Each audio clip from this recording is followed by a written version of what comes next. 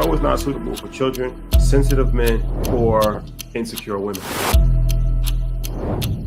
Can you trust somebody that doesn't take care of their kids?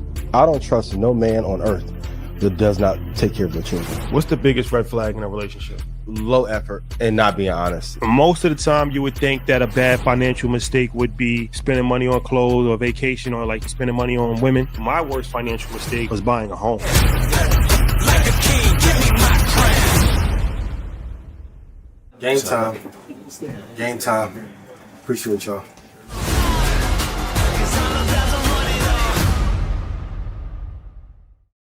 All right. Welcome back.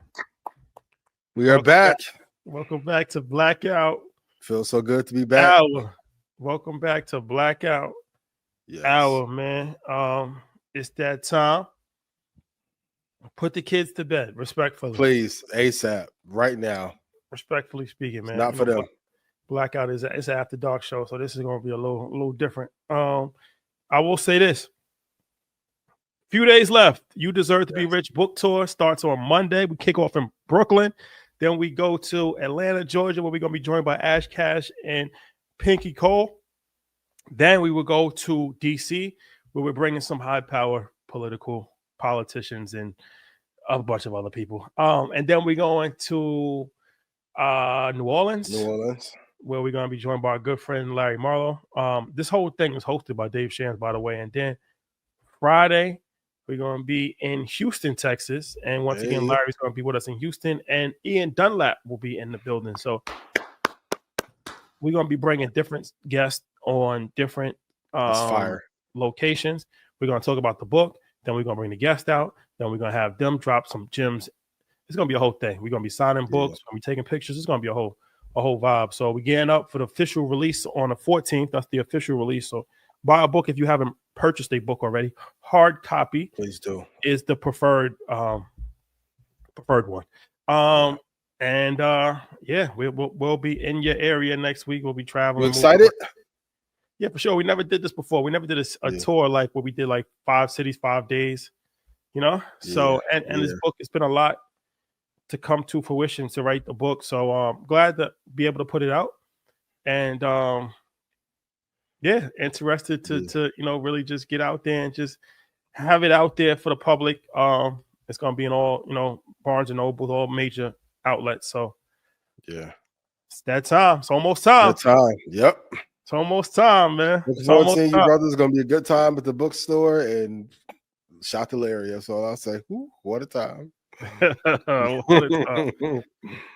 Ian, any announcements you would like to make?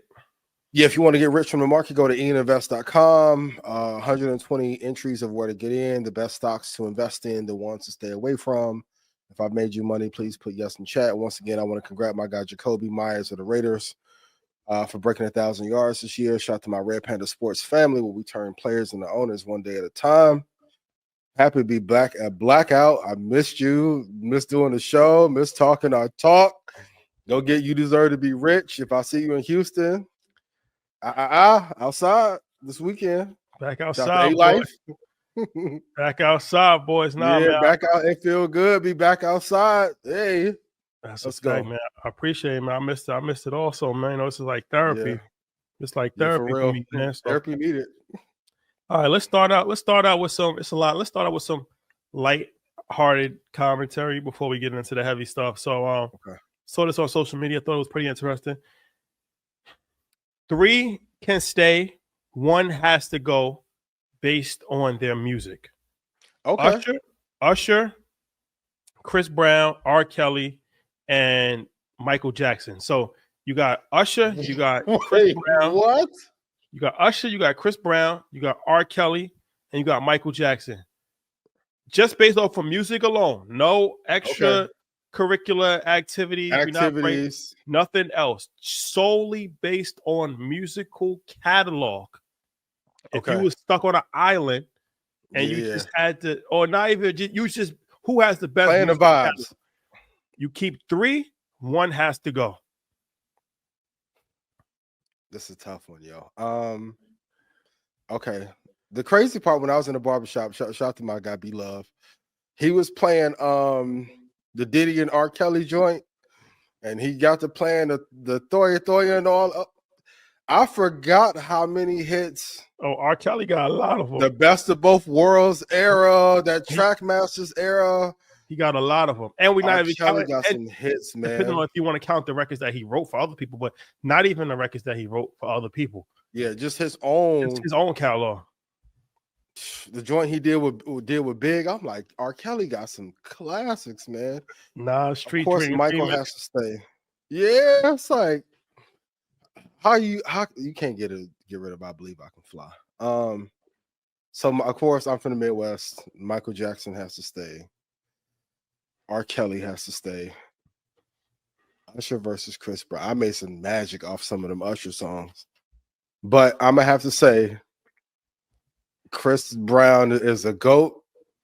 I don't want to do it. I like Usher. Shout to any of the babies who went to the show and you saw the cherry extravaganza, but I'm gonna have to probably even though I like his albums more, probably 8701 amazing, Confessions amazing, I would have to take out Usher, leave Chris Brown, and pause. What about you? This is a hard one because this is tough, man. Because it's like on face value, the obvious choice would be to kick out R. Kelly because of everything that's happened. Yeah. But then when you look at music, but then you look at the music, it's like R. Kelly, you know, he had a lot of records, right? Like 12 Play. I Believe I Could Fly is probably one of the most iconic records of all time. And I Wish. So much stuff, right? And then so it's like, all right, Michael Jackson you can't kick out Michael Jackson. That's blasphemy. Yeah. So you got to keep him. How I'm doing is like, you got to keep Michael Jackson because he's Michael Jackson. Yeah. So now we got to work our way down. Usher provided a soundtrack to my life with Confessions. I know. That I was in college, that he provided a soundtrack for my life. That Burn. Oh, man. Now, to be completely fair, his catalog since Confessions has been a little subpar, per se. Like, he hasn't had any. Once you have such a pinnacle of success, he has two out. He has the My Way LP. My Way's fire. Yeah. My Way LP. The 8701. 8701. Was My Way? That's before he took off. Like before it came out right before Confessions, I think. So Usher got now. Chris is interesting because Chris got so many records and so much music and thousands of, and then he raps and then he's on different features and then it's like, yo, you could play Chris Brown all day. For me, I'm listening to Chris Brown more than R. Kelly. That's like, so for me, it's between Chris Brown and R. Kelly. Really? Yeah. Yeah. We're just going off music, not performance, not dancing, not just music, just body music. Of work. Okay. Because I'm like, yo, Chris Brown had You Got It Bad. I don't know what Diddy. You remind me. You don't have to call. Ooh. Yeah, Usher one of them ones. Usher one of them ones. Usher one. You know, if we just going off of music, I got to keep Usher because of Confessions. Like, if just music, he's put together one of the most perfect bodies of work in one album all time ever in history. So he's stamped forever. Yeah. R. Kelly and Chris Brown. No, man. I'm gonna probably go with Chris, and I'm gonna kick R. Kelly out the band. I'm gonna kick him out the car. Not the Chi-Town assassin, yo. What y'all think in the comments? Just because Chris Brown been doing this for 20 years, like he's one of them ones. We just going off music though, not because Brown a better performer. Just music. The best of both. I know I slept on. The best of both world albums. Yeah, that's a fact. That's a fact. The first one, the second one was the second one was cool. They fell out. But the first one, he got a lot of music. R. Kelly got a lot of music. Kel's got a lot of oh my god. Kel's got a lot of music. Soundtrack. Oh man. Kel's got a lot of music, man. He got that TP2 album. Yeah, 12 Play 2. Man, he got some hits, yo. So Made some magic to that Breezy might have to go. And Breezy has more music, but if that run he went on from 12 play to TP2, like for that 8-year period, he got a lot of flawless work. We're not even accounting for who he wrote for and all that. Like, and for everybody in the comments, we're not talking about the nastiness and other crazy shit. We're just talking music only. But Step in the Name of Love, all that shit. Like, come on, man. Come on. Rest in peace to all the ghosts. Rest in peace to Michael Jackson. Cancel R. Kelly. Well, I was texting you a couple weeks ago. I went back through Diddy body of work, and I love Dr. Dre. But if I go through No Way Out and that Press Play album and some of them slaps Diddy had, we may have to have a conversation one day on if Diddy catalog is better than Dre's. When I go to the West Coast, Fuzzy, protect me, please. Nah, Diddy's catalog is bulletproof because he got an R&B, he got the R&B side and he got the rap side. It's a bulletproof catalog. Yes. I used to hear that versus conversation and be like, yeah, Jermaine Dupri and Last Train to Paris. Ooh, it's some. Even that last Love album. I know it's not, appropriate to give him props and all that, but that album was phenomenal too. Yeah, nah. Put in chat. Who do y'all think? We have a unanimous decision that Chris Brown has to go. But who do you think? Breezy, I love you. Paul's amazing. But yeah. Legend. Baby Goat. Shout out to Chris Brown, man. Yeah. All right. Okay. Now we're moving into some more serious topics. Skip Bayless has been accused of offering a hairstylist $1.5 million in sexual harassment lawsuit. So this is interesting because Skip, it was real creepy how she actually laid this out. She was like, he tried to like kiss her and like fondle her and all this. And then I guess she's Middle Eastern and she was like, no. And he was like, well, aren't you Muslim? Like, I'm sure your father has four wives. That's like, wow. That's crazy. That's a wild thing to say. And then she's like, my father's dead. And then he was like, oh shit. Man, innocent until proven guilty. So first of all, we're gonna say this is alleged. But it does speak to the culture of corporate sexual harassment. So what's your thoughts on this? My first thought was usually the people who cast the most degrading thoughts about other people usually do a lot of nasty shit themselves. I don't know if he did this. And I know Cat Williams hasn't spoken and the world hasn't erupted with more scandals this year, but I hate to say it. It sounds like something he would say and do. I'm always leery of a person who has immense criticism for others, whatever his tirade has been with LeBron for the last 20 years, how he's treated people.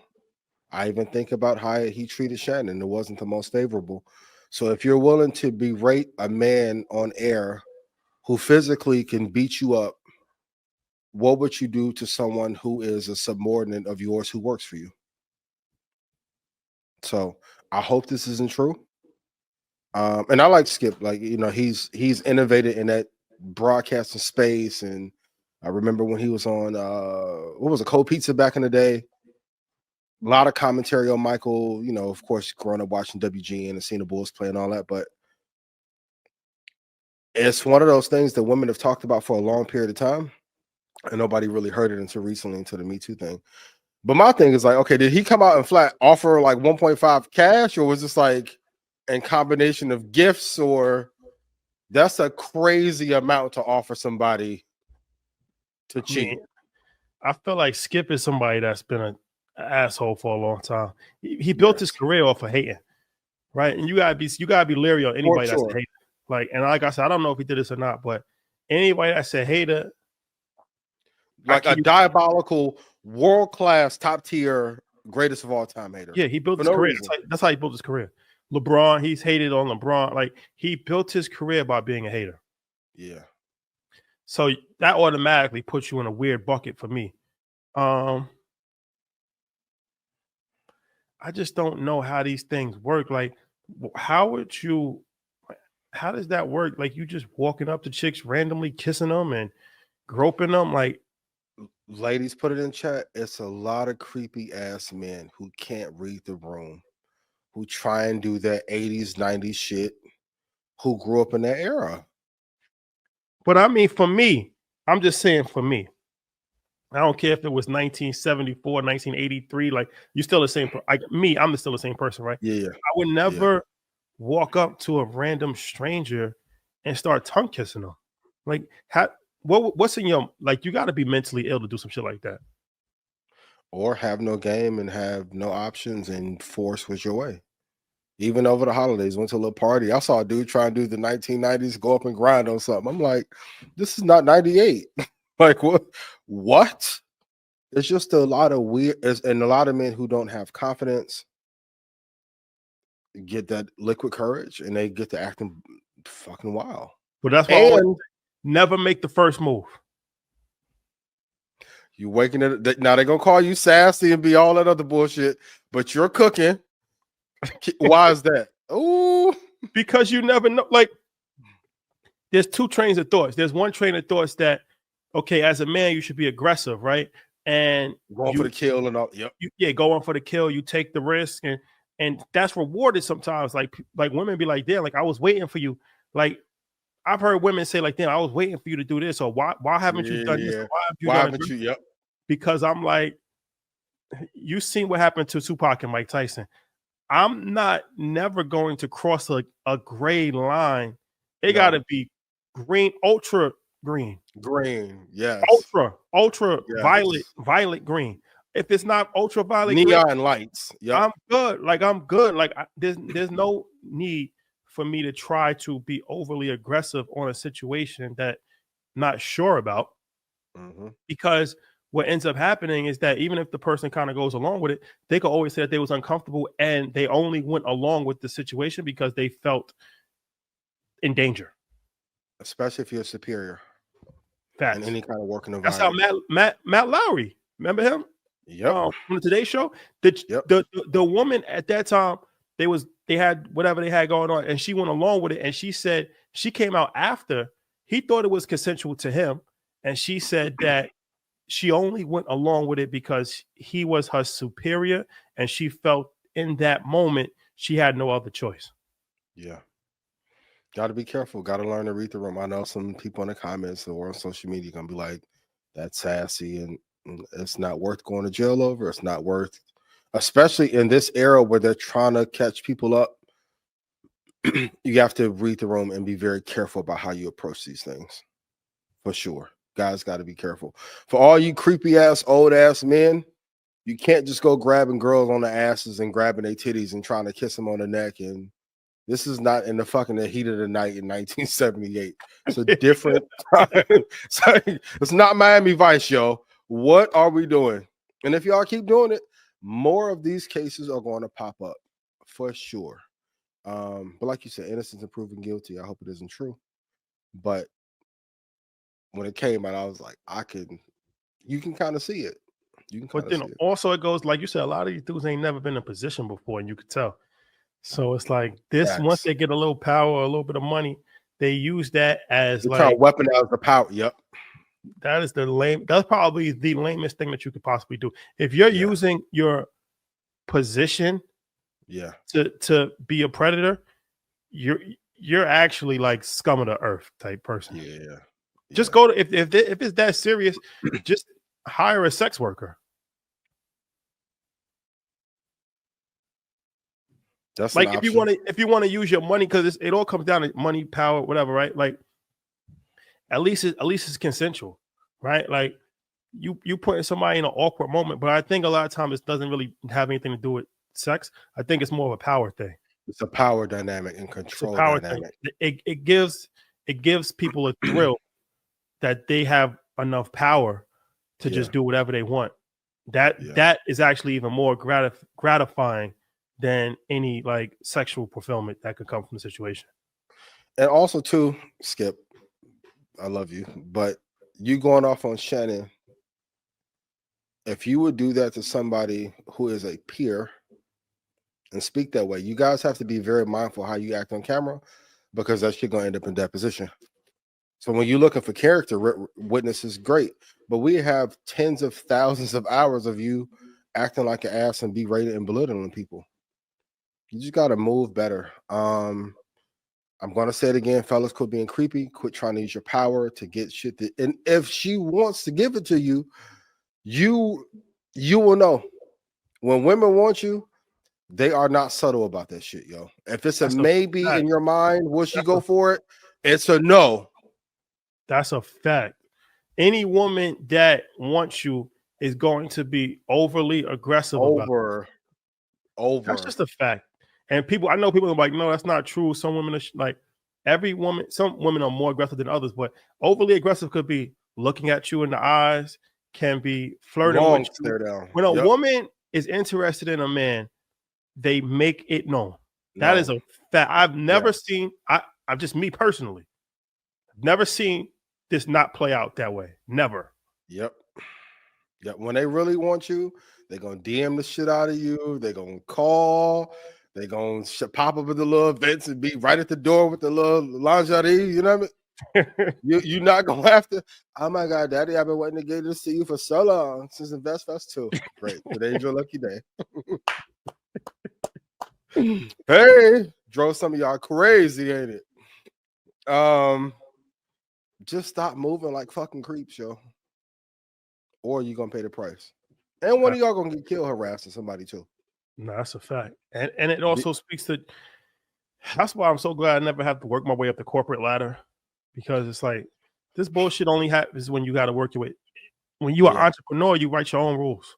Yes. When you work up the corporate ladder, you got to deal with weirdos. You got to deal with corporate politics. You got to deal with compromising positions that you got to put yourself in sometimes. So, yeah.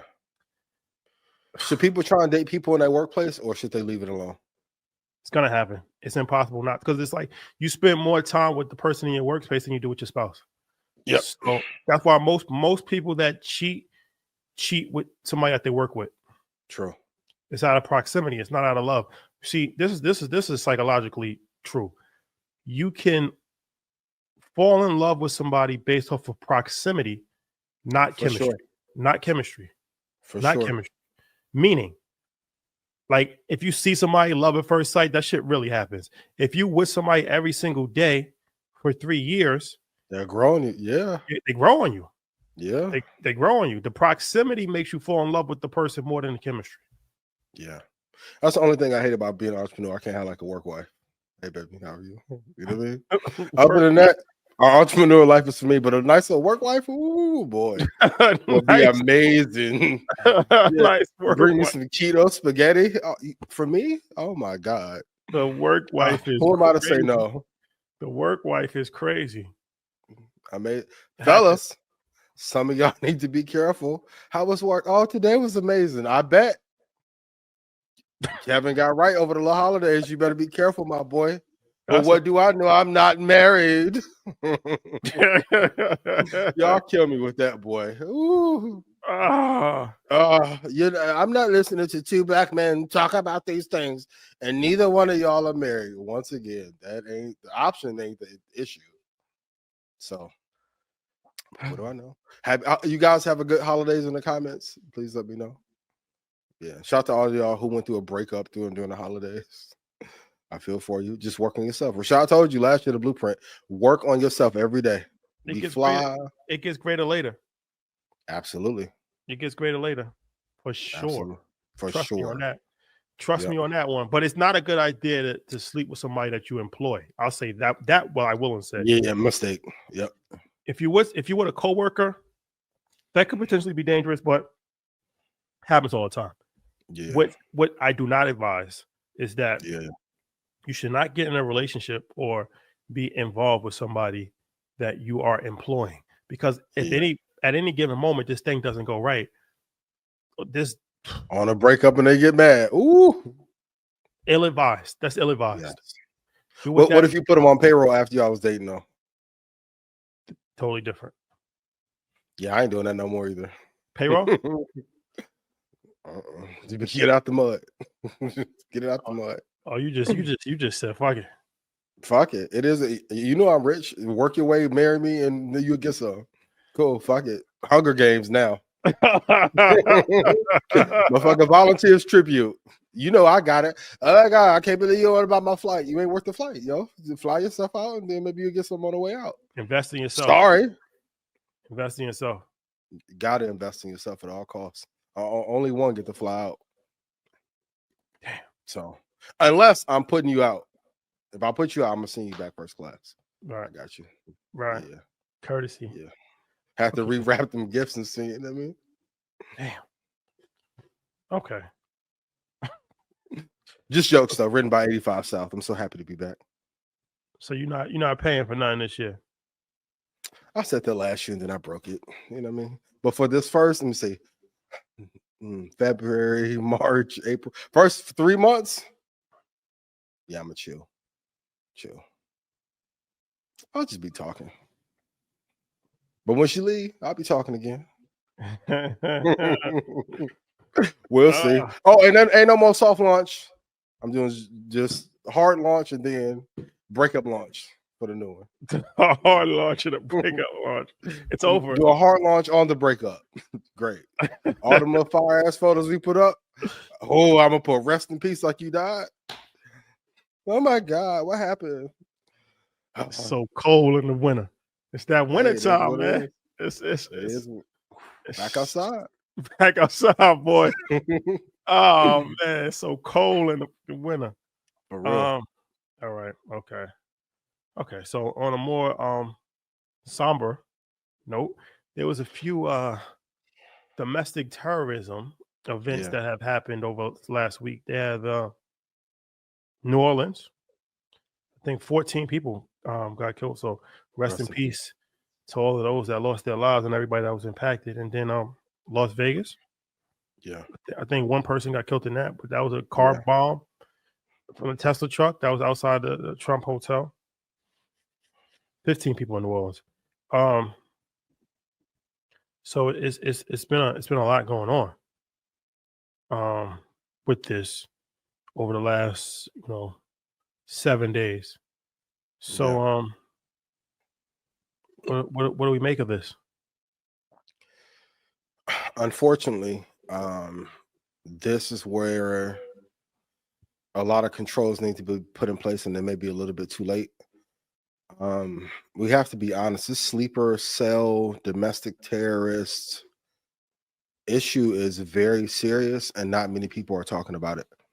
I don't want to go into conspiracy theory, but even the irony of the Tesla truck blowing up in front of Trump Tower in Vegas was interesting, to say the least. And if some of these cars can be remote activated, with an inauguration coming up, with there being a bunch of unrest happening in our country, who's to say more of this is not going to happen, whether it's for false flag purposes or just ill intent. I know we often talk about the gun issue, but there are, I don't want to get canceled, some of these skate carefully. There are organizations that have been embedded in our country that may have infiltrated some groups not for our benefit. So rest in peace to all those who lost their lives. But I think as more civil unrest happens in this country, I think we will have more of these attacks. And I will say this too. There are people who on this issue have been whistleblowing for years and they were not heard. I hope you guys listen. But what do you think, Rashad? Yeah, for sure. I think we gotta wait to see all of the information that comes out. But definitely, I think that speaks to something that I don't think it's just a random one-off situation. No. And especially when you have somebody that's ex-military, a few different things line up here. Ex-military, then you get the Tesla truck in front of the Trump Hotel. That's a great symbolism thing that I don't think is a coincidence. Even the United Healthcare CEO getting murdered. I think a lot of these things are starting to kind of come into play, let's say. And they're interesting. Mm-hmm. To say the least. Yeah. Yeah. And for those who are in the military, not saying that it makes it right, but those who have served are not taken care of properly once they exit. It's a big issue that I know there's a talk about mental illness, and that's great to talk about it. But are you going to service those who sacrifice their lives for the country? And the issue is no. And if you don't take care of those who take care of you, if another organization or entity reaches out and provides a home for them, you have to be mindful. The border issue is deeper than just the border issue, and maybe we'll talk about that later, but there's a lot of people that are being flipped to be anti this country. They live in this country and they were born here by entities that are outside of this country. That's a fact. That's So, a fact. Yeah. Okay. You want to stay in the same vein, or you want to go elsewhere? Well, I was going to talk about the CIA and Mars thing. You heard about that? About CIA what? CIA, Mars. No. Okay. Well, let's play this clip. It's from Billy Carson, actually. Play this clip. The CIA declassified document. The document is called Mars Exploration, May 22nd, 1984. They talk about pyramid-like structures.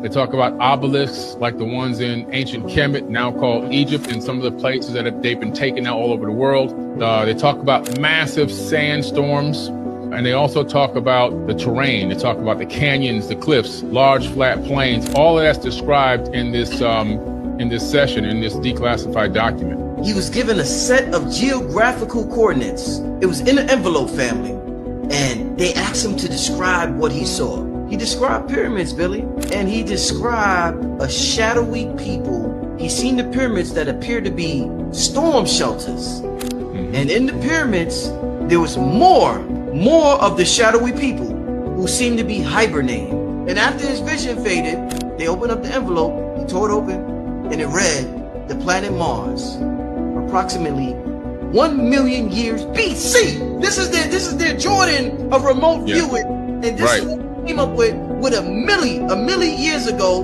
BC. Okay, so in the clip, so in 1984, the CIA conducted a remote viewing session as part of their project aiming to explore Mars. So, okay, so here's remote viewing. This is what remote viewing is. It's pretty interesting. Remote viewing is kind of like telepathic. It's like a psychic, right? Yeah. But CIA has had trained remote viewers. So there were people on CIA payroll that would actually, they would pay them to look into different parts of time or different parts of the world. It was part of like an espionage thing. No, this is not a conspiracy theory. This is actually. Is this declassified? Yes, they just declassified it. So in 1984, their top, and you can look it up, it's on Google. Their top remote viewing guy. They wanted to explore Mars. Okay. So he what he saw was 1 million years ago in Mars. He saw pyramid-like structures. Mm-hmm. He also saw structures that were similar to like the Washington Monument, which you also see in Egypt, like the long phallic symbol. Yep. And he saw very large people like species that was very large in stature. And then he saw a sandy climate, sandstorms. They just declassified this. So naturally everybody is running with this like, yo, that CIA has confirmed that there's life on Mars, and that's not confirmed. What has been confirmed is that the CIA did research this through somebody who was a remote viewer. Now, the reason why the CIA actually canceled their remote viewing project is that it was never scientifically proven to actually be accurate. Like there was never any even though they did have success. They did have success because they were doing remote viewing for a while. They did have some level of success with remote viewing, but it was never it was never proven that this remote viewing strategy was something that was reliable. There was no scientific data to back this up, right? Yeah. But it's interesting that the CIA actually even went about even doing this. That's interesting.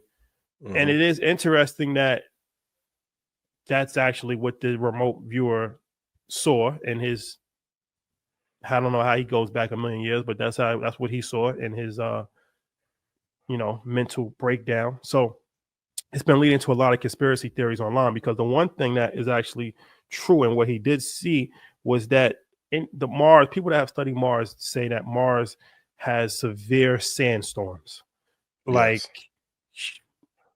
a tornado. Like they have these sandstorms in like Saudi Arabia, but like even worse, like planet-wide sandstorms. Like that's what and it's a very harsh climate. Mars gets to like negative 80 degrees. So even living on Mars, they would have to have like bubbles in place, because like we can't survive on Mars. Is like just raw land.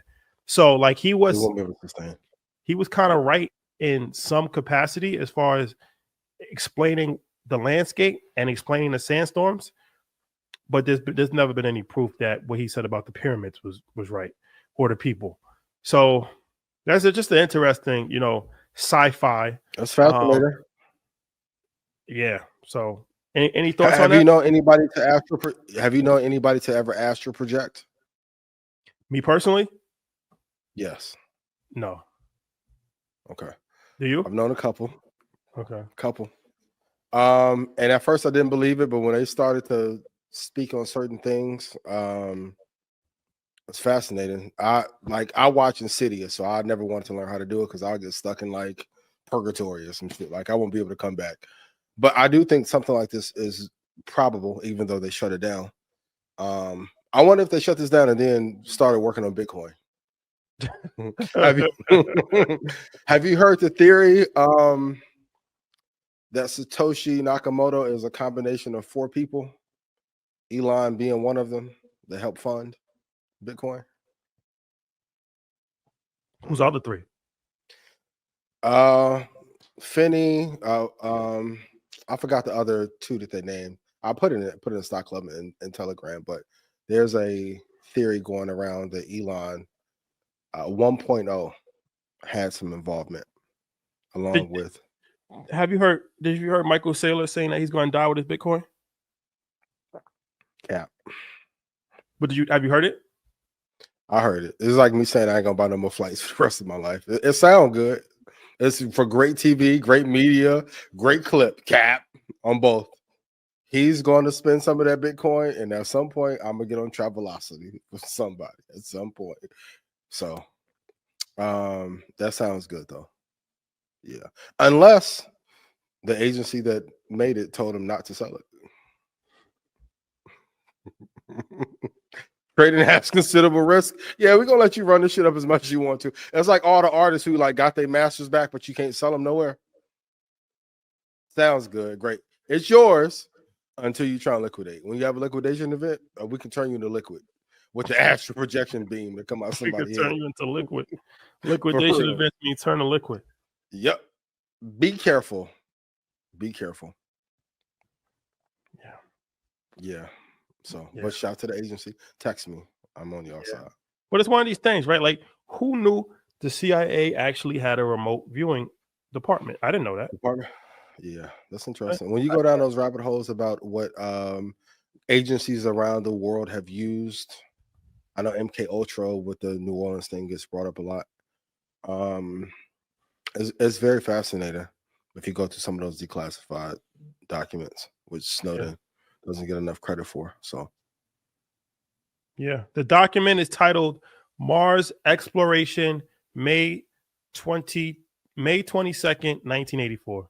It was declassified. No, it was actually declassified in 2017. So it's been declassified for a while. I guess it just became part of this news cycle for some reason. But yeah, it's out there. You can Google it, and if you guys are interested in learning a little bit more about this situation. That was a good surprise. Yeah, I didn't know about that one. Yeah. You know, normally the conspiracy thing be my bag, but when those declassified documents, the funny part, the truth is way more conspiratorial than the conspiracies. Just even that there were structures there, and he said 1 million years ago. So I'm wondering when the migration process happened, and then So that was his. That's what the whole is. So the whole story is that he saw 1 million. And this is what he saw in his brain. 1 million years ago, he saw pyramids and what are those things called? like the monuments, Phallic symbols. phallic structures. Yeah. He saw phallic structures and he saw pyramids and he saw large people. He saw sandstorms and he saw people that was actually on the brink of planetary destruction. Mm. So, of course, the conspiracy theorists is here is like, okay, they have pyramids, Yep. and they have phallic symbols.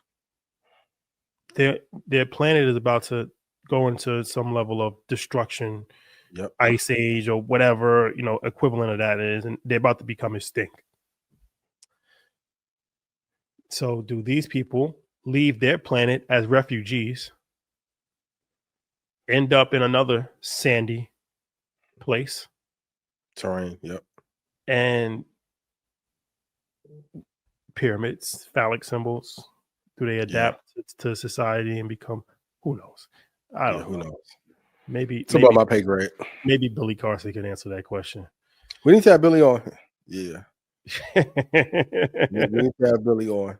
Okay. For sure. Where do you want to go? Elliot Wilson? Sure. Yes. It has to be addressed. I'm sorry. Elliot, I love you, but is he the biggest hater?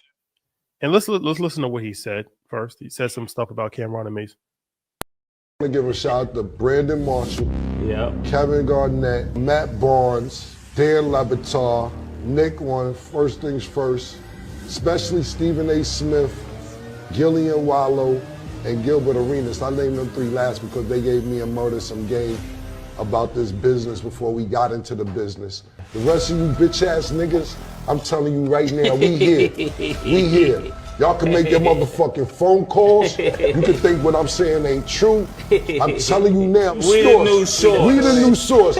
Murder, stat, and killer are the new source. Y'all niggas scared and y'all moving funny. Ready. We camera ready. First of all, Murder made the slogan. We do it like we do it for TV. Yeah. All y'all analysts and niggas that's pissed off, we gonna make you real mad now because niggas gonna start hitting me with the information. I'm gonna make sure I call my friends up. And shout out to Draymond Green too, because I called Draymond early. It's Summer League. We gonna be there every game. Yeah. Okay. So I think he was drunk. Now, shout out to Elliot. I rock with Elliot. yes. But this is a perfect example why you should not drink on the job. Exactly. But a drunk man is going to speak the truth. His truth. True. Very true. And he said this before. I mean, and I love Elliot dearly, but from a business standpoint, being a legend, he's turning into a person I never thought I would see him turn into. Also, second, if you are not helping the next wave, the next generation of people be empowered, they're going to become your competition. I always say it, everybody on earth is your competition. I'm not worried about Einhorn or Saylor, even Buffett. My biggest concern is if Cardi B and The Rock get together and figure out futures and long-term investing, it's over with. I got to figure something else out. Okay. So when I see Elliot say this and act like this and be in all the comments, and I'm going to say this lastly, I love him dearly, but also put together some better interviews. Like when the core product isn't as good, not as entertaining, not as informative, a thing that you've always brought up and told me from the beginning, like, don't take no weeks off. I don't care what happened. Sick, tired, hungry. I don't know what's happened to Rap Radar. These are great business lessons to learn. Elliot is a GOAT. But to then say that Cam and May shouldn't talk about sports when they played sports is crazy to me. And doing a hell of a job at it. So, and also lastly, I'll say this. don't give your competition any reason to want to kill you.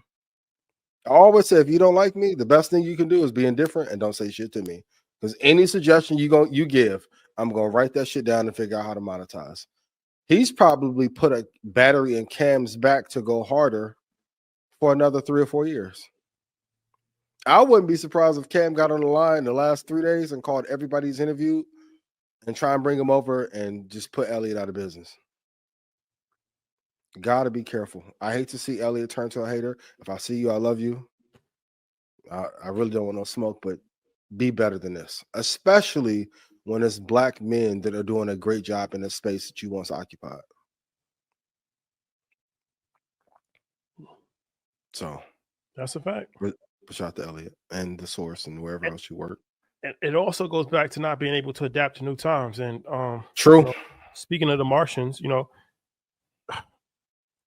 Ice Age, like if you are not able to adapt to new times, you're gonna die. We talk about Blockbuster not being able to adapt, and now there's Netflix and there's no more Blockbuster. Yeah. We talk about Sam Goody and all these record stores that were not able to adapt, and iTunes comes along and streaming, and then there's no more record stores, and the list goes on. As far as companies that were once dominant, not able to adapt. One thing, you can't fight the wave. Like, you gonna lose. You can't say like, oh no, this is how it should be. This is how it should be. Whether you're right or wrong, you gotta adapt to new times. Like you said, like, well, this isn't hip hop journalism. Like, people going on cars, like, it's not going to go back to print magazines. To 94, it's over with. It's not going to happen. Like, that's never going to happen. And you had 2 Hove interviews, 2 Drake, and like, what the fuck else like? How you fumble that? But you got to have your own platform. That's the thing. Talk about it. So, you know, it's a sad situation, but I feel like there's some level of bitterness, some frustration. There's probably, you know, didn't fully figure things out as far as ownership, things of that nature. And you know, we are where we are now in 2025, but you can't operate from a standpoint of this is how it should be. Yeah. Never. You have to constantly adapt, constantly evolve, innovate. I've said it before, you got to figure out how to put yourself out of business, because if you don't, somebody's going to do it for you, for sure. Like, and then if the interviews aren't great, not saying that they aren't, but it's like, if you take a lot of time off, people forget very fast, very quickly. So for all of you that have businesses, be incredibly consistent, continue to get better, continue to evolve, reinvent yourself every year. Like, a lot of times with these topics, because it's blackout, y'all won't look at it as a business show, and that's cool. But there are a lot of valuable lessons that will change your life in here. And if you don't, it costs you a hell of a lot. Skip, your career was already dead when you let Shannon go. But after this, you dead. Learn how to move correctly. Elliot, you have to innovate, my brother. You gotta adjust, because it's a whole new wave of people coming up. So, and if you want to empower people, that's a good way to keep the competition from killing you. But what do I know? Do you think? Where do you think he goes from here? Down. Only because I don't. If I'm being very honest, when these lists come out, and I'm not saying that their relationship is bad, but where's the Rap Radar podcast? I know he's doing this thing with Jeremy and shout DJ here. Like, okay, that's dope. But the mistake, I think, to me, if I'm incredibly hot or known, but don't have ownership, that's a loss. Like, I was in Spaces the other day talking to somebody, and I'm like, we keep talking about thumbnails and who's potting well, and that's cool. But what percentage of these platforms are owned, and how much equity will this IP have in 2 years, 8 years, 9 years? I don't give a fuck about who pods the best and thumbnails and all that good. That shit matters not. So I don't want our community and culture to get so confused and being hot and relevant. Relevancy is not more important than equity. A lot of y'all got a lot of fucking relevance, and you're broke as fuck, chasing the wrong rabbit in a hunt. Put in chat, focus on what matters. Man, ownership and equity matters a hell of a lot. So, but if he makes the adjustment and empowers other people, and I think he can make a comeback. But now I think it's getting to a point where maybe even the rappers may not want to sit down with him. So let's talk about this. This is interesting. Congestion pricing in New York City, right? New York City getting crazy. So New York City, they just implemented a charge, like pretty much when you drive into Lower Manhattan, Midtown, Lower Manhattan, you're gonna have to pay a price. Even traditionally, it's like when you go on a bridge, you pay a price, right? But this is inter island.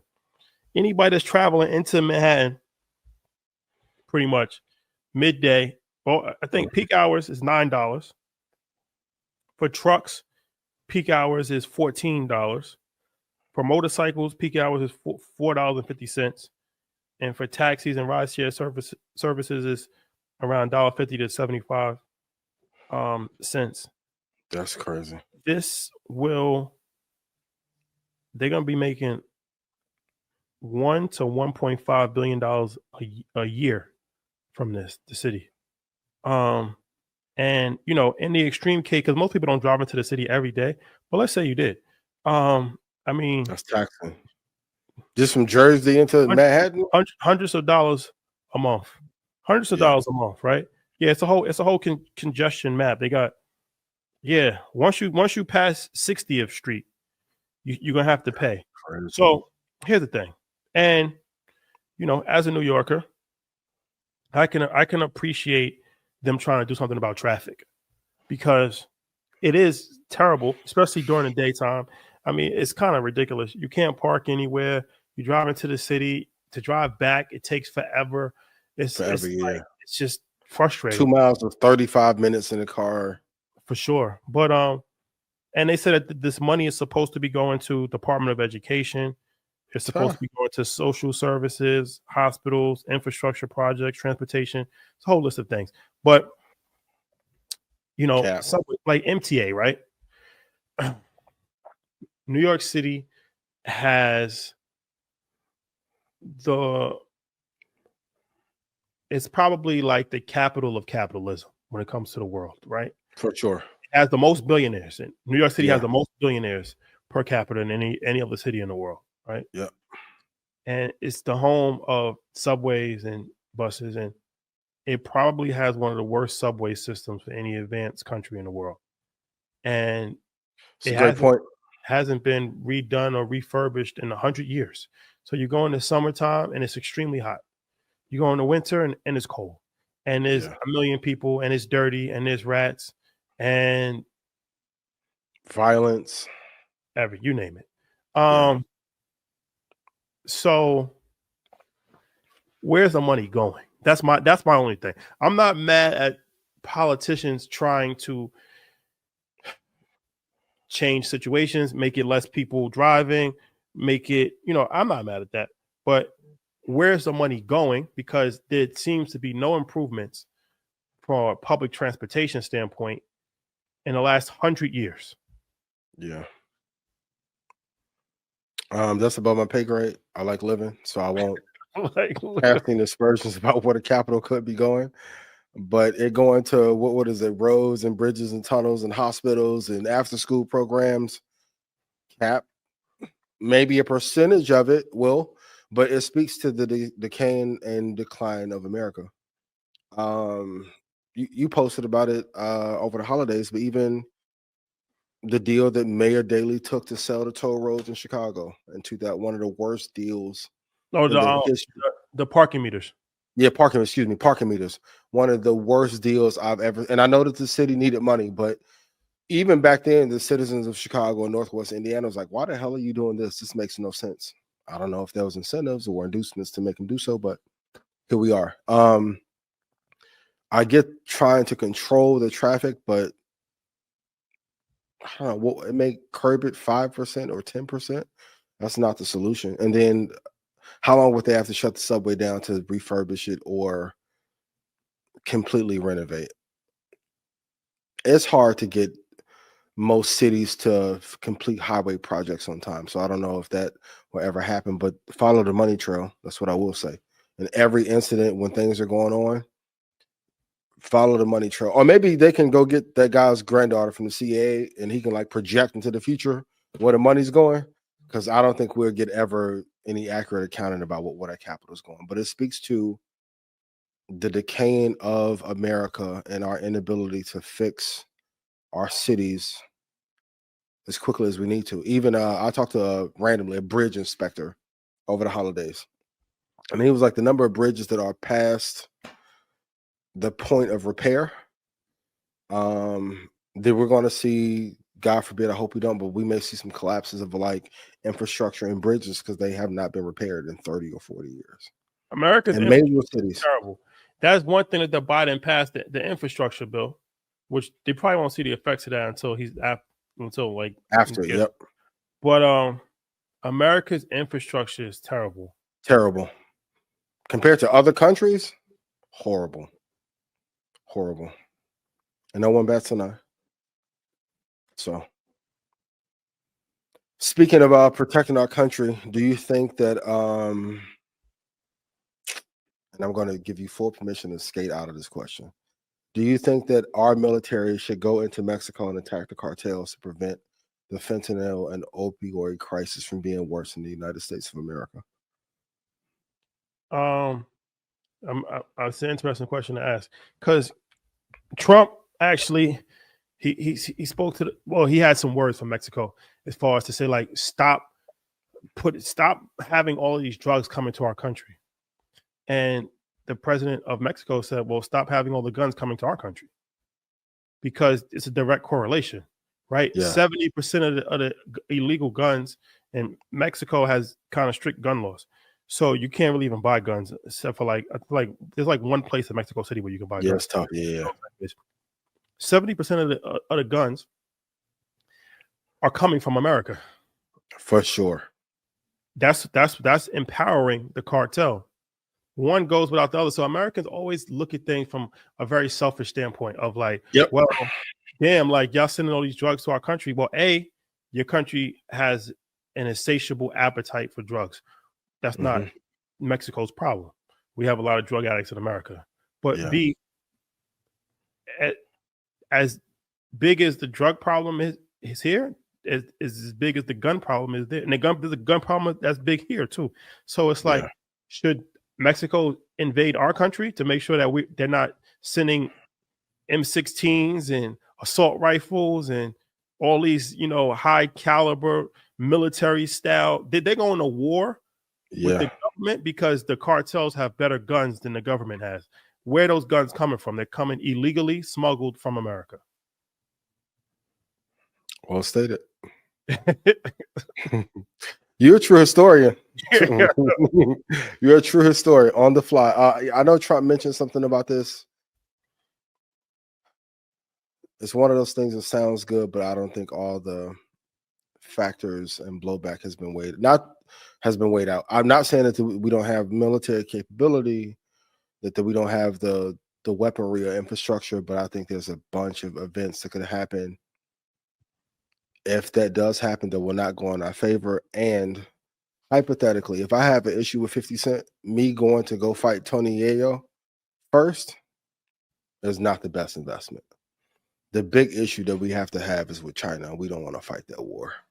So it sounds cute that you want to, go to Guerrero or Durango and go in the mountains and blow some shit up. But you need to go see our friends in the East first, but it's above my pay grade. I mean, it's a direct correlation of it's actually a business supply chain, right? Like, the drugs go into America because there's a demand for drugs in America, which fuels the cartel with money. Who made the demand though? Not to cut you off, but we don't got to talk about it today. Snowfall. So the guns come from legal American gun manufacturers, Yes. and they get sent to Mexico because a drug dealer without a gun is not dangerous. True. A cartel without armory is not dangerous. Like if a cartel was just selling drugs, machetes and baseball bats, they're not dangerous. They can be Yeah. they can be taken off. What makes them dangerous is that they have not just regular handguns, they got bazookas, they got military rifles, they got rocket launchers. That makes them dangerous, right? Yeah. So one can't coexist without the other. Yes. Yeah, we definitely need to work on them not sending so much drugs over here. But we have done nothing to stop the illegal flow of guns. We haven't even tried. Yeah. And the poisoning of that land, whether it's with chemicals or with Coca-Cola, it's a very layered problem, which I don't want to sound like we're in, enemy to the state part 2, but it's a very layered conversation. And once again, we are afraid to say anything to China, especially when we owe them all that money and they are our financial parent. So, and at some point we're gonna have to address this gun problem in America. We can try to run around it as much as we possibly can. We can talk about, it's Americans' rights to have guns. It's just gonna be more and more people getting killed, more and more mass shootings, more and more gang violence. It's gonna be once again, like Benny the Butcher got a great line. A shooter without a gun is not dangerous. 9 times out of 10. Most of these kids, they're not really dangerous. There's dangerous without people, the weaponry. like let's say like a Suge Knight, right? Yeah. Right? With or without a gun, 6'5", 280 in his prime. You know what I mean? Like he could physically put hands on somebody. That's what made him so menacing. Yep.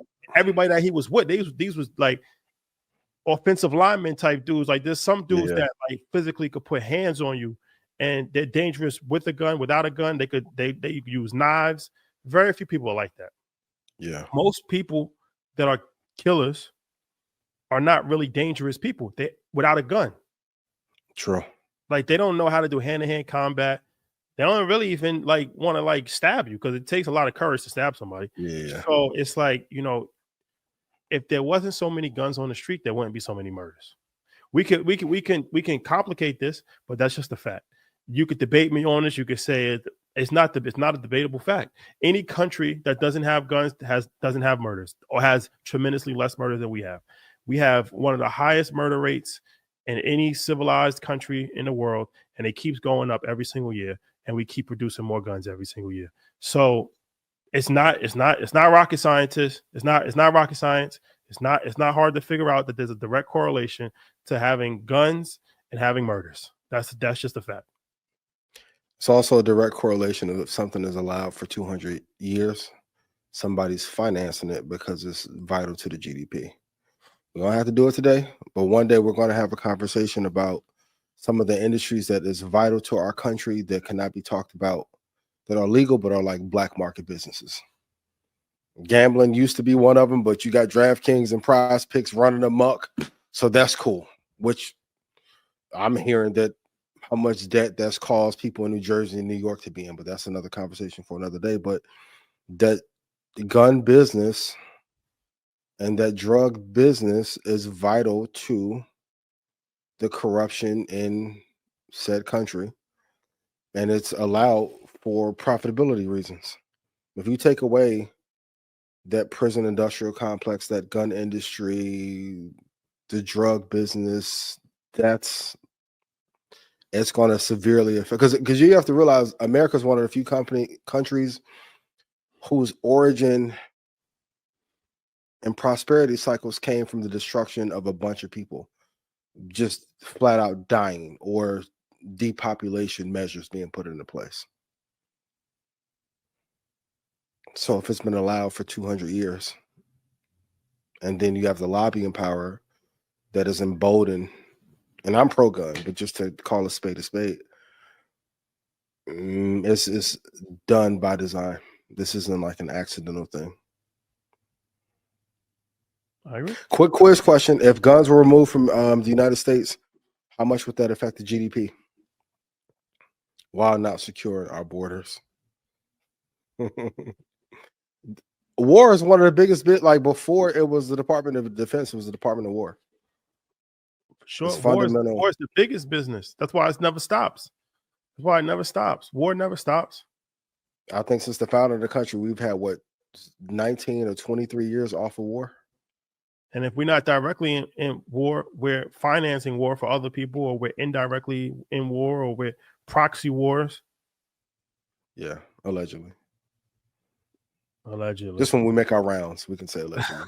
Allegedly. Allegedly. Might have to go to Blackstone or something. Hey, I ain't mean that. You know, I'm just talking about people. You know what I mean? How you feel about making drugs legal? Which drugs? Every drug. So like in like this certain part, I think maybe in Amsterdam, there's like different districts where every single drug is legal. But like in order to get like you got to get heroin. Like, and there's like this certain there's like one block where you can you do heroin in this block if you want to do heroin. Like H block in Amsterdam is crazy. That's wild. I'm not pro it because I think it will make the addiction cycles even worse than what they are now. Like most people don't have access to, like the average citizen does not know where to go to get drugs, contrary to popular belief. But if there was a crack center by you, would you want to smoke crack because it was legal? No, but there are a lot of people that can be influenced and may not have our, I don't know, disposition, demeanor, training to not do that. I'm gonna be real. In this era, this the most casual, drugged up, get high, Molly using, get drunk all the time era I've seen in a long time. I'm in Houston. The lean porn here is fucking serious. The addiction that I see in Atlanta and Chicago, LA is fucking high. Every time we go out to Highlight Room, it's a bunch of zombies up there. So we may not partake, but then I'm worried about also two kids and the peer pressures that they go through. And I mean, I'm not for it. I'm just raising a question. That's a great question. Because some people say that it's going to actually make it safer if you just legalize it. Because then you don't have to get like if you're going to get the stuff, it's going to be pure, it's going to be tested. It's not going to be like, you know, you could be sniffing coke now and it's like not even has nothing to do with cocaine at all, right? It's all synthetic. You got to trust the person that you're getting it from and all kinds of stuff. So it's like if you're going to partake in it, then do it the responsible way. But yeah, I don't know. Oh, public service announcement. I don't know if it's true about the lady in New York who passed, God rest her soul. But they're even putting fentanyl in the vapes now. Like this shit is getting scary. Like for any of those who recreationally use anything, ease up. Yeah, that Fenty is heavy in the Ease streets. up. Let's show this clip of this woman on YouTube who had some things to say. Let's play the couple, like the first minute and a half of this clip. The final stage for any is going to always be religion. The best way to figure out if a woman is an asset or a liability, just ask for her credit score or tell her you want a prenup. Any woman that's always on her phone when she's around you but takes forever to respond cannot be trusted. Always treat women exactly how they treat you. The best way to test a woman is to offer to go 50-50 on a first date. If a woman isn't immediately nurturing or wanting to take care of you, she doesn't like you. Always check her social media because you never know who she's following, especially when there's videos out there that teach women how to fake cry. If she refuses to get rid of Snapchat, just know that she is keeping the door open for somebody else. The only reason that she doesn't want to go 50-50 with you is because she can't even afford 50% of your lifestyle. Because she's broke. A woman who uses the phrase, "I'm literally just a girl," is actually using weaponized incompetence to be financially irresponsible or irresponsibly unstable and will wreck your life. Manipulation and abuse doesn't have to be screaming or yelling or even hitting you. Sometimes neglect can be anything from not having your needs met, not giving up any kind of intimacy, not taking care of herself intentionally so you find her less attractive, not listening to you, not hearing you, not understanding you, and dismissing your feelings. If her schedule changes drastically suddenly and she's staying late at work or she's suddenly picking up more shifts, she's cheating on you. If a woman is always arguing with you, just know that she picked you and she doesn't respect you, because any woman that respects you is not going to want to argue with you all the time. Surefire way to know if you're a good dad is if she uses your kids against you because she knows it's the only thing that's going to hurt your feelings. Because if you were a deadbeat, then she'd know that you wouldn't give a damn about those kids, so she wouldn't have to use the kids to manipulate you. So it's a blessing and a curse. Okay. So she had a long list of things. A long list. Say, in regards to women. Interesting. Mm-hmm. What's your thoughts? What do you think? Nope. Got you. There's so much that she went over. I know. Well, where to even begin, right? Where do you start? Yep. I think this can be true for a certain type of woman, not all women. I want to cast aspersions amongst all women, but I think, if we're gonna be honest, maybe a certain group of women this may apply to. But fellas, I think you need to smarten up. This is an educational show intended to make your life better. That's a fact. And it's the other side of finance that you need to know. But yeah, you need to look out for some of these traps and traits. And because we have a degradation of family and community time, some of these lessons that we may have grown up with from our uncles and dads and grandmas and great aunts, people are not getting them. So some of it is true for a certain section of women, but not for all. Yeah. Yeah. The I'm just the girl thing, that was interesting. Where did that come from? I'm literally just TikTok, probably. I don't know. TikTok. I'm just a girl. Shit is a red flag. I ain't gonna lie though. I'm literally just a girl. Just a girl. Be a woman, but since you want to be girl, girl, stop. All right, cool. I'll play with you. Boy meets girl. Gotcha. Oh man. Insane. Big red flag. What's some other red flags in 2025? Fellas need to look out for. Wowzers. You can blame me. I'll go for it. Oh man, what's a red flag? What is a everybody put in comments? What's one red flag that you are no longer allowing in your life in 2025? Umar, I know you may not like the clip because of her hue. She cooked though on this one though. Yeah. Yeah. What's some red flags for you? Demanding of anything. Oh, attitude for sure. Like that's always gonna be like my top one. Oh, not being grateful. Not being grateful. Whoo. Gratitude is a major key. Lack of gratitude is a major red flag. Fireable offense. Yep. Nah, yeah. Attitude, not being grateful, not being thoughtful. And it's just subtle things. Like I was even talking to Yomi. Shout out to Yomi. Shout out to Yomi day before yesterday, and she was just like, oh, talking about somebody in particular. She's like, yeah, her disposition, not the best.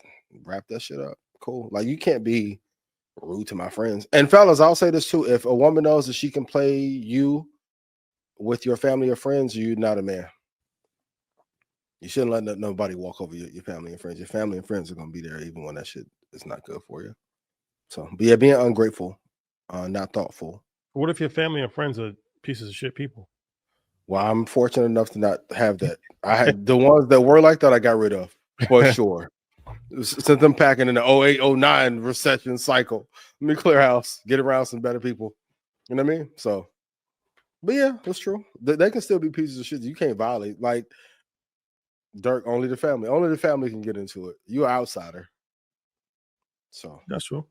But yeah. Little Yachty say he don't like broke women and not to date them.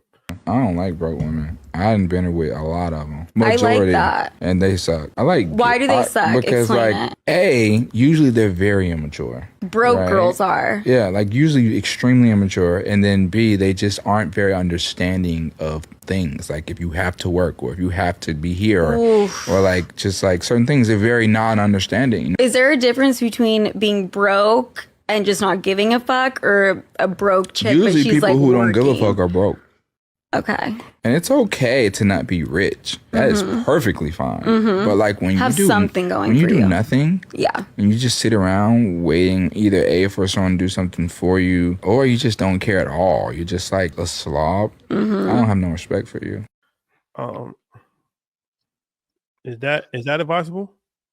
You got me. I shouldn't answer this, but I am, because it's blackout. I'm with him. Fellas, in 2025, because a lot of times, it's a sign too, a red flag. The ones who be screaming, "I'm not dating no brokey," usually be broke. What defines broke? I don't know. They saw some shit on TikTok, and I don't know, because I'll ask them. No, I'm saying like for you, and like what is your definition of broke? A woman who is not investing into herself and or the market. Well, most people aren't investing into the market. So that mean I can't fuck them. It is what it is. Like hard boundary. Sorry, too much of a liability. As fine as you may be. Sorry. So what's your financial threshold that you for yourself that they have to meet? Like what do they have to meet financially for you to be? It's a great question. You at least got to make 200, 150, 200. So okay. So now we're getting somewhere. So in order for Ian Dunlap to take a woman seriously, I'm not trying to be on Shade Room. Come on, go ahead. God, hey, shout to boy, 100 grand, not a lot of money, bro. Can we all just get along? But yes. So for you to take them seriously, they got to make at minimum $150,000 a year. Yeah, because all the other ones, like, okay, I dated someone who's made less, and then she was like, "Oh, I hated dating broke men," or she would say brokies, and I'm like, but to me, you're broke. Scales. Like if I dated somebody who was 27 times my income, I would be broke to them. So like, and it's not about the money, because I don't need you to do anything for me, but it does show some things about career projection, stick-to-itiveness. And then you can't date a person who doesn't have anything to lose. Can't do it. I did she didn't do nothing, and I tried the elevator and had to put on the elevator. Tried it. Sorry. So I'm not anti women that may not have their career established, but yeah, I can't be dating somebody who don't have no career, or they're just getting started in their career. Too much to lose. Too much to lose. What about you? Is there a minimum? What is love? Is love enough equity to get the job done? I never really thought about it. I never really thought about I never asked a person how much money they made. I never thought about a minimum. All you got to ask is ask what you do and go on a glass door. That's fine. Glass door. Nowadays nobody work. That's another thing. I was talking to my trainer today, and I was saying that nobody really works a job anymore. So it's kind of hard to gauge, right? Because it's you don't know how, because it's not like most people are not working. What are most people doing? That's an interesting dynamic. I don't know. They're doing a variety of different stuff. Like they're doing. That's a diversified portfolio, right? They're doing all kinds of different businesses and influencer type situation. And most people that I'm around don't work. I'll say that. Like the people that I'm around, I'm not around the people that work. What's some of the careers? I don't know how much this person is making, men or women, right? Like I don't know. Like this dude, I'm like, yo, I don't know how much he's actually making. Yeah, because it's not like I could Google how much somebody that is party promoting / owns 5% of a restaurant / I don't know. I don't really know. You can guesstimate. You can guesstimate for sure. Yeah, for sure. Definitely guesstimate for sure. But for me, I guess it's somebody that could sustain themselves. I'll say that. If you can sustain yourself, you're not broke. That's how I look at it. If you can sustain yourself with no outside help, you're not broke. Meaning, like if your bills are paid, you got somewhere to live, you transportation, like you could eat, you got a kid, your kid's taken care of. If you can sustain yourself, you're not broke. You're not broke if you paying your rent, you paying your bills, you're not broke. To me, that's how I look at it. So you did a girl that's like making like $29,000 a year. You can't sustain yourself with $29,000 a year. If you live in bumfuck Kentucky, maybe rural area. Shout out to Kentucky. I'm from the Midwest, so Yeah, but I mean, just geographically, right? Like, we're never gonna cross paths. She may go to Invest Fest. I'm your biggest fan. Oh, yo, if you try to get me this year a sign, do what Carisha did. The sign Big is sign. great. But put it in chat. What are y'all? What are you guys' requirements, men and women? This is interesting for women, for men. Yeah, for men. Men don't be having no requirements. Do you have any financial requirements for the women that you're dating? And for women, do you have any financial requirement? I have a strong suspicion that I don't think either one has financial requirements. I don't think most women have financial requirements for men. No. Don't let social media fool you. Most women do not have financial requirements for men, and most men do not have financial requirements for women. I don't think that that's something that is the first thought process. No, not if you really care about somebody. No, not at all. And most of those people you see on social media who add in requirements, that got to be requirements for their clients at night, or sometimes they do day work. No, the shit's not real. Like, I've been all around the world. Yep. 95% of the time, like 99% of the time. Yep. That's not real. I don't see women that's like, how much do you make? Like, of course, you're going to be attracted to somebody that could potentially have a higher earning. That's just human nature. But as far as like this, you got to make this amount of money and you got to do this. I haven't seen that. I just haven't seen that. Yeah. And usually people circulate within the same range. You live within the same range. It's like living. Most of the time you live in this proximity of people that make the same amount of money as you. So you guys all have the same lifestyle. Your kids go to the same similar type of schools. You wear the same similar type of clothes. You shop at the same similar type of grocery store. So your conversations are similar, right? Yeah. And the same is on every level, on the poverty level all the way up to the ultra rich level. Like Jeff Bezos, his neighbors, they live proximity. Oh, let's talk about that. His neighbor Swag is selling 1.8 acres for $200 million. No house. In Florida. Yep. I mean, the thing that I've learned in any negotiation is that you're only worth what someone is willing to pay. So if someone is willing to pay for it, it's worth that. Now you can make the argument, is the notional value of it worth 200 million, but he may be trying to get a payday from Jeff as well. And there's more billionaires and hedge fund managers coming to the space, and you have crypto billionaires popping up. He's in a good spot for sure. Now, would I want to pay the 200 for it? Probably not. But I'm not mad at him going for it when the economy in that upper wealthy sector has more cash than ever. I'm not mad at it. Because if you sold it for $3 million or $4 million, you are underpricing what it's truly worth when you have a person who's brought up the value of all the properties in the comps that much. So I'm not mad at it. And at this point, I've seen pricing for stuff go so high in every, like there's a gym in New York. Shout out to my guy who hit me. It's a gym in New York that's $12,000 a month. Like we're just in a range of ultra luxury, everything. I posted a story about a lady who makes teapots from scratch with her hands. $36,000 for a teapot. Look like some of you get out of T-Mona. There's a market for everything, for sure. So I will say this, even about the billionaires. Most billionaires that are married, so it's interesting. On their first marriage, they've married before they got rich. So like they were together before they got rich. So like these are their spouses. The economic difference was similar, but it's an asterisk next to it because they was on a trajectory, but they didn't. But on they hadn't fulfilled it yet. on the second time, like once they've already got rich, I don't think that income has ever played a part in 90% of billionaires on the second marriage.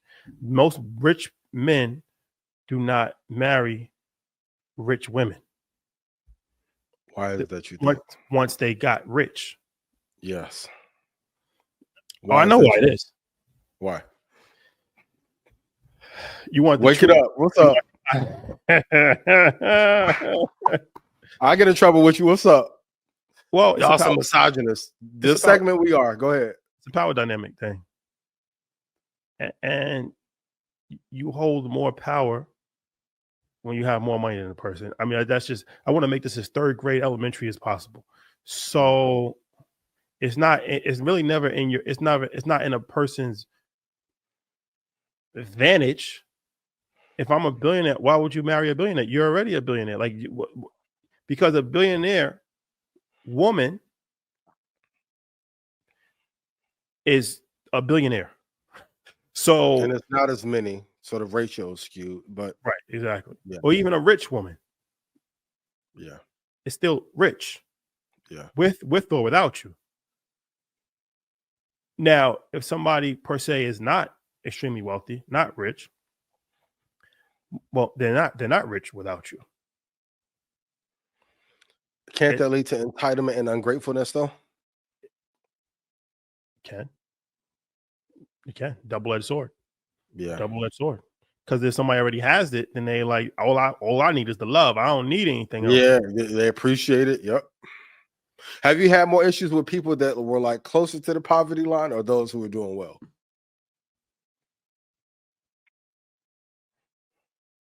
There's issues. There's always going to be issues. There's always issues. That's the pick your poison. Pick your poison. Always. Pick your poison. No matter what you do in life, there's going to be issues. But there is some level of mental fortitude that comes with actually working your way up the ranks to become wealthy. Yeah. And that can be unattractive. In what way? If somebody is not looking for a sparring partner. Okay. Okay. Look, this is just psychological evaluation. Okay. I'm not saying whether it's right or wrong. I'm just being honest. You just calling it. Yeah. I'm just being honest with you, right? I'm just being honest. Most of the time, you're not looking for a sparring partner, right? Yeah. You're looking for somebody that's going to provide some level of comfort that you can have fun with. That it's not. You're not looking for your equal in business. Yeah, now you got rare case power couple shit. Yeah, no, you got Jay-Z and Beyonce. You got some power couples, but that's not the norm. That's not the norm. Jay-Z and Beyonce are not the norm. I agree. Yeah. Look at billionaires. Google billionaires on their second. This is a Google billionaires. Even teachable moment. Google billionaires and Google their wives, but then also Google and see what their wife does. 9 times out of 10, their wife runs their charity, or they don't do anything. Or Google billionaires on their second marriage. See who they married. See who billionaires married on their second marriage. Yeah. Because most billionaires are divorced. Why do you think that is? That's another conversation. It's like, it's one of these things, right? Where that's an interesting conversation that nobody really ever wants to talk about. Maybe next week. We're gonna start off the new year and not get canceled, but that's a fact. That's a fact. Is it a coincidence? I don't think so. I think if you can look at enough data, you can see the patterns in everything. We're not saying that it's right or wrong, but there's definitely some correlation there, for sure. And it's not like, look, I don't want people to get like offended, but I'm just speaking of facts. I'm not saying that this is right, this is wrong. I'm just saying like that's just, I mean, it's just one of these things. It's just one of these things. Well, when you say if well, we talked about it with the Skip thing, but if a person has way more money than a person and they use it as a power dynamic, a controlling mechanism, doesn't that make them a weak person? Yeah. There's some men who if they abuse it are rich and specifically hunt women that have nothing so that they control them. That's the thing. If they abuse it. Yeah. If they abuse it, for sure. Now you look at, you look at the richest people that we know, right? Like Robert Smith is on his second marriage. He got divorced. Michael Jordan's on his second marriage. He got divorced. On the highest level possible. Bill Gates, he got divorced. Jeff Bezos, he got divorced. He's on his second marriage. He got divorced. Yeah. Like these are people that started, became extremely wealthy, and got divorced. Yeah. Now, what happened? What happened from the start to the extremely wealthy? Something happened. It's not a coincidence. Something happened. Something happened. Maybe in the race to the billion, he wasn't emotionally available. It happened to Tom, and Tom, ex-wife, pregnant. Oh my God! Can we give Tom Brady an award at the Best Fest for being like most patient and most understanding husband ever? He friends with the trainer. I said, boy, your level of calmness. He's friends with the trainer and the dude who got her pregnant. Gazelle? Yeah. Tom Brady's friends with her person that she's pregnant with? That she creeped out with, yes. No, I ain't heard of that. I ain't heard of that. That's crazy. Well, you got some that's like Magic Johnson. He stayed the course. Yep. He didn't get a divorce. He started with Cookie. I mean, she was by his side through. No, for sure. Yeah. But I'm just saying. But sometimes it might be the woman that wants a divorce. That's an interesting perspective. We would have to get a woman's perspective. What would make a woman want to get a divorce after starting with somebody and then get them becoming a billionaire and you saying like, I don't care how much money you have, I'm not happy. Right? Money can't buy happiness. That's true. Is that true or no? For sure. It's definitely true. If you don't have everything else if you got everything else in line, money is going to definitely buy you happiness. But if your life is in shambles, the more money's actually just going to make you it's going to make it worse. It's going to make it worse. Yeah. Yeah. Who do you think we should have on to have a conversation? Or audience, who would you like to see had a conversation? For which conversation? About a woman leaving despite how much money is there.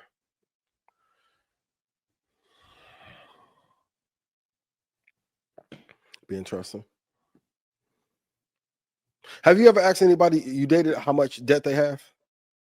No. Have you? No. I mean, I can look to spending habits and kind of calculate, but no, I haven't asked. I saw that going around on social media. Like when you should have the conversation. Before we leave, how you feel about Joe Budden running around naked in the hallway?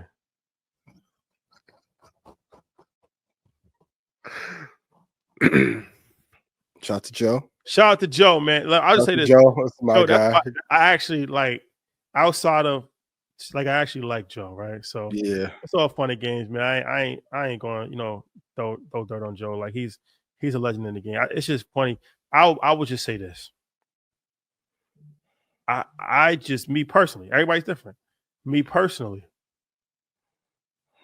if I'm by myself, right, I just can't imagine why I would be naked. And I don't, I that's just me though. That's just me. Like I don't. Hot. Right, but you got to make a conscious decision to take your socks off, take your boxes off, take your shirt, like by yourself, mind you.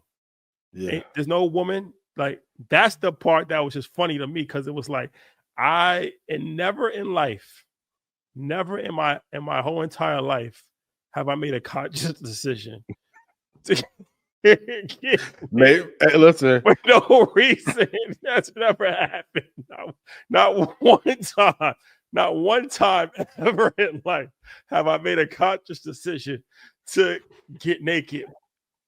Dolo. Just by yourself. You don't believe in self-love. You know what I mean? Just it could have been a sleeping pill. Shout out to Joe, man. Yeah. Shout out to my guy. I know people like internet gonna be internet, but I'm like, damn, y'all act like he caught a body. But Joe's done this before. He's told a story like He slept walked into Ian's bed one time in Miami. What? You never heard the story? They was in Miami, negotiating some deal. White Ian, not you.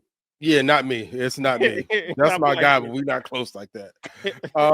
And they were staying somewhere, and Joe got up looking for some items, and I think they talked about it on the pod. And went into the other room and just laid in the bed next to Ian. And Ian got up, and Joe woke up the next day like, "Yo, where's my shit at?" And went in the other room, and all this other stuff was in the other room. Yeah, you know it's crazy. Nah, shout out to Joe, man. It's a lighthearted conversation. But the sleepwalking situation is interesting. Have you ever known anybody that sleepwalk? One of my cousins used to sleepwalk when we were little. That's just how scary. How severe was it? It was bad. That shit was scary. Oh, yeah. Well, you know, somebody I heard stories of somebody that beat a murder.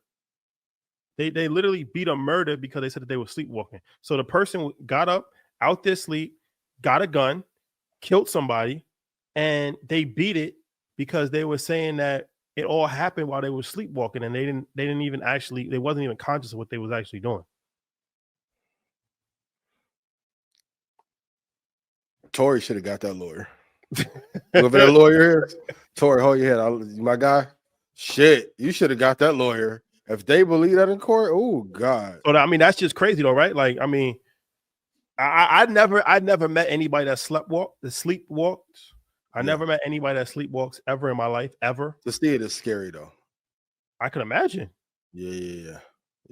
Like how you So like be I and can you wake them up? They say it's like a wives' tale that you're not supposed to. You can. I remember my cousin, my relative, used to wake them up and kind of like got them back in the bed. But yeah, it is a scary thing. Also, too, all jokes aside, I don't know if Joe was taking sleep medication or not, but like some of those sleep aids, if you go look at what the side effects are, like this nation has a drug epidemic, and I know it's made fun of in the commercial because they go through the side effects so bad. But you ever hear them be like, this can cause you to have like a hole in your stomach or diarrhea for 30 days or heart attacks or no? I was like, damn, it's not worth for treating the symptoms. So, but shout out to Joe. I mean, he'll get through that. No, but also, yeah, also too, you got to be careful.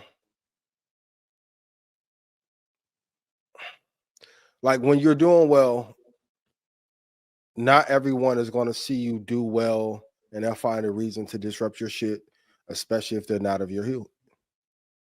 Something that has to be factored in. Like I never saw a police department make a press release about something that happened 3 weeks prior.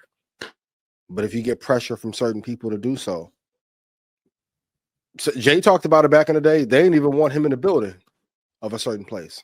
Why? So did he get arrested? I can neither confirm nor deny. My whole thing would be like, they can't arrest you naked. Can they arrest somebody naked? Yeah. For Lou Dak, they can. But did it's like, in public. Out of courtesy, would they clothe you first, or would they take you into the precinct ass naked? Because that's wild to be booked. Booked naked. To be booked naked. That's the other naked and afraid. They got to put a towel on you or something, or a gurney, like the hospital gurney, maybe. Yeah. That's crazy. Well, Dwight Howard spent $2.6 million on child support. At some point, should there be like a reform on how much you pay into child support? Oh, this is a good topic.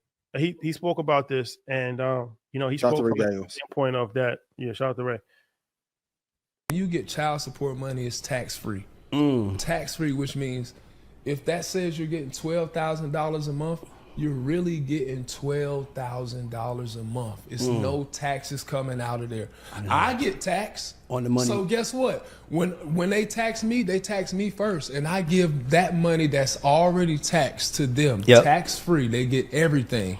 So, my son's mom, that was $13,000 a month from the time my son was born. Let's do the math on that. I'm gonna do it right now. Why you talking? Hold on. $13,000 a month. I'm gonna do it right. Also, let's do a lump sum of over $200,000. This is what I did for her when he first was born. You take the money and you go buy a dance studio. That has nothing to do with your That child. shit can't be right. I This is saw for your child. I saw a number. I ain't gonna lie to y'all. That can't be right. What do you see? Hold on. It's right. I stopped paying that child support this year. Hold on. How much is that? Hold on. Listen, this shit is okay. So you was paying 13,000 times 12. That's 156,000 a year. Hold on. My son times is 17 is two. Huh? Hold on. What my shit saying? Something. My shit is saying 2.652 million. That's a great career, my nigga. Okay, so that's a great career. That's one child. I've had multiple kids, and they get thousands of dollars every month. So what people don't realize about child support is that it's you pay child support on money that is taxable to you. So like if you've already it's not like child support is not before taxes. Like health insurance comes out before you get taxed. Yes. Right? Your 401k comes out before you get taxed. Child support comes out after you get taxed. So so it's money that you've already paid taxes, and then you got to pay child support on top of that, right? So if you make $100,000, let's say that your effective salary that you bring home is $75,000 after taxes, right? You pay child support on $75,000. So let's say you're paying 10% child support. So now that lowers that even lower to like 60 something, right?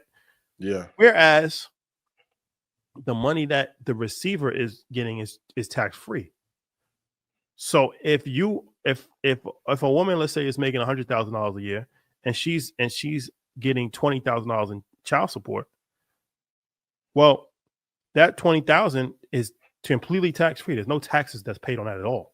Yeah. Right. So that $20,000 is really worth $35,000 if you really think about it. Because like if you work the job for that $20,000, you would have to make $35,000 to actually get that $20,000, or $30,000 to get that $20,000. So that's something that people never really look at it either. Where it's like child support is not taxed.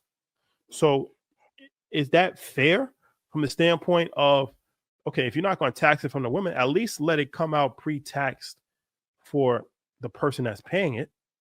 Because why am I paying for something? There's no other place where you can give somebody income, and that's the only one. I can't there's no W-9, there's no employee, there's no way where I can pay somebody and I don't get a tax deduction and it's not taxable to that person, right? Yeah. If you come and you do a service for me and I make you fill out a W-9, you're an independent contractor. I pay you. I get a tax deduction for the money that I'm paying you, and you pay taxes for the money that's how this system works, right? It's the complete opposite of that in child support. So when he said that was one of the things that he had mentioned in saying that, and that's something that most people don't ever really think about. I get the hustle though. If it's not taxable, fellas, be careful. Women that are doing well, be careful. End up like how Halle Berry did, end up paying alimony and child support to all these dudes. You know, Halle Berry went through it 4 times. After 2, you gotta start looking internally. Yeah, you got to look and say, what am I doing? Or who are you attracting? Make me feel good. Then you get on film with Billy Bob and go crazy. The Billy Bob play wild. Yes, insane. You think 2025 will have more fuck shit in it than 2024? Because last year was a wild one. Hopefully not, but you never know. You never know. You know, hopefully not though, because 2024 was crazy. Crazy. We don't need to. We don't ain't even got an office yet. But you got Trump coming in, so you never know, man. And RFK said he's gonna put RICO charges on some pharma companies. You better. That's crazy. RFK, I be careful. Stay dangerous. Yes. Stay protected. All right. I think we covered a lot. We did. First episode. It's a lot more we could, but that's a fact. We have some guests that we're gonna be bringing up. We're gonna start a new segment where we're gonna be doing interactive calls with viewers. We'll talk about this next week. But we have a new segment. Stay tuned. Yep. Stay tuned. All right. Any 2025 goals or resolutions or things you're looking to improve upon as we get this new year kicked off? Goals, resolutions. No, just keep building. Keep building, stashing, staying sucker free. Yep. Staying positive, healthy. Working out. I'm in the gym, trying to, just be better in every way. Sure, man. New York Times bestsellers list. That's a goal. Yeah. So we pushing. All just good keep things. pushing, man. Yeah. I might have some of my exes calling on an interactive call. Oh, that'd be good. We should do that. Hey, babies. Be quite entertaining. So tell me about me. Tell me about me. That'll be a good one. If y'all want to see that, let me know. Got an idea? Maybe. Maybe. That'll be a good one. What about you? Anything on your horizon? Just to be better in all areas. Same thing. Just in the gym, eat better, sleep more, be more loving, more kind, lovable era. You know what I mean? Not date as many people this year. I was about to do my recap video. That should look like a baddies all-star team. I gotta do better. Gotta do better. So, but shout out to the babies. Thank you for allowing me to grow in the year in transition of love and all that shit. Yeah, transition. Said, damn, I gotta do better, yo. At this big age, gotta do better. So, or not, but we'll see. There you have it, ladies and gentlemen. Book tour next week. Get your tickets. You deserve to be rich. Book.com. We got a lot coming up. Stay tuned. Make sure you subscribe to Blackout on the audio podcast outlets. Vitally important. Yeah. Vitally important. Go to Apple Podcasts and Spotify, wherever you listen to audio podcasts. There's some crazy shit happen. We're gonna go to like 2 days a week for a little bit because when Trump get in, we always do an emergency episode for sure. I feel it coming. Pause. Like, emergency live stream. Emergency live stream at any moment. Got to feel it coming. Crazy. Hey, as she said. Oh, drove some of y'all crazy this holiday. Anyway, be good. I promise you, I'm gonna do better in 2025. Like starting February, like after Xander's birthday in February, I'm gonna do better. Appreciate it. Thank you so much for that. Of course. All right, guys. Been real. Love y'all.